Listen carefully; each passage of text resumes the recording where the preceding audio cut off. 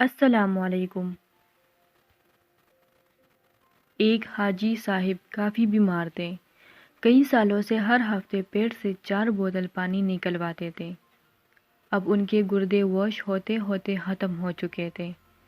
ایک وقت میں آدھا سلائس ان کی غذا تھی۔ سانس لینے میں بہت دشواری کا سامنا تھا۔ نکاحت اتنی کہ بغیر سہارے کے حاجت کے لیے نہ جا سکتے تھے۔ ایک دن چودھری صاحب ان کے ہاں تشریف لے گئے اور انہیں سہارے کے بغیر چلتے دیکھا تو بہت حیران ہوئے۔ انہوں نے دور سے ہاتھ ہلا کر چودھری صاحب کا استقبال کیا۔ چہل قدمی کرتے کرتے حاجی صاحب نے 10 چکر لان میں لگائے، پھر مسکرا کر ان کے سامنے بیٹھ گئے۔ ان کی گردن میں صحت مند لوگوں جیسا تناؤ تھا۔ چودھری صاحب نے ان سے پوچھا کہ یہ معجزہ کیسے ہوا؟ کوئی دوا، کوئی دعا، کوئی پیتی، کوئی تراپی، آخر یہ کمال کس نے دکھایا؟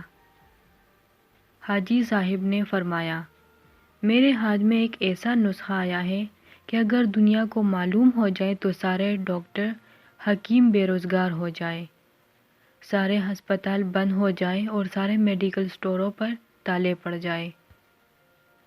چودھری صاحب مزید حیران ہوئے کہ آخر ایسا کون سا نسخہ ہے جو ان کے ہاتھ آیا ہے؟ حاجی صاحب نے فرمایا کہ میرے ملازم کی والدہ فوت ہو گئی۔ میرے بیٹوں نے عارضی طور پر ایک 6-7 سالہ بچہ میری خدمت کے لیے دیا۔ میں نے ایک دن بچے سے پوچھا کہ آخر کس مجبوری کی بنا پر تمہیں اس عمر میں میری خدمت کرنا پڑی؟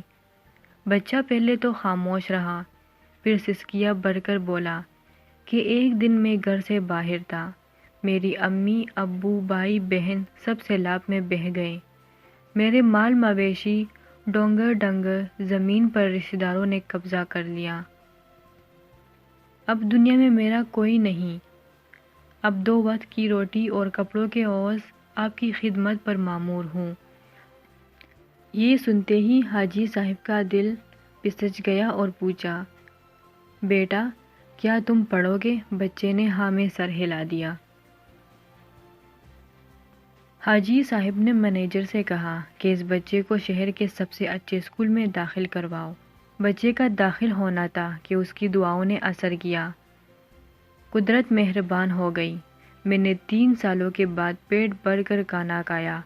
سارے ڈاکٹر اور گھر والے حیران تھے۔ اگلے روز اس یتیم بچے کو ہاسٹل میں داخلہ دلوایا اور بغیر سہارے کے ٹوائلٹ تک چل کر گیا۔ میں نے مینیجر سے کہا کہ شہر سے 5 ایسے اور بچے ڈھونڈ کر لاؤ جن کا دنیا میں کوئی نہ ہو۔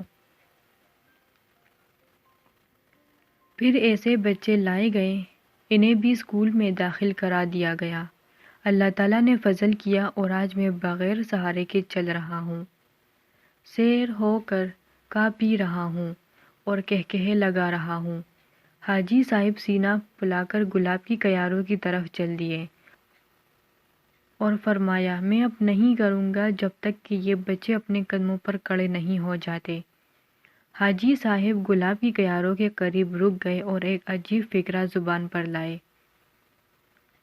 قدرت یتیموں کو سائے دینے والے درختوں کے سائے لمبے کر دیا کرتی ہے۔ مزید ویڈیوز دیکھنے کے لیے ہمارا چینل سبسکرائب کریں۔